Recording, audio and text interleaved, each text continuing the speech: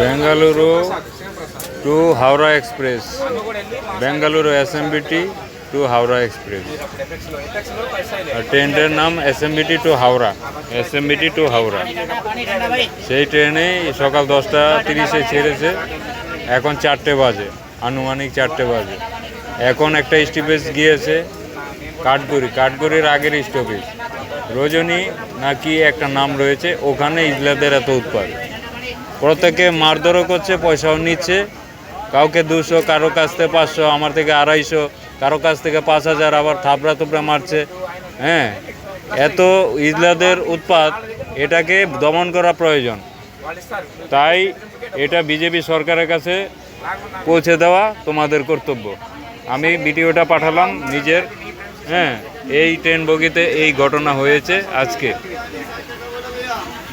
হরিকে অনুরোধ করব, হরি যেন এটারে ওই সভাপতির কাছে পাঠিয়ে দেয়।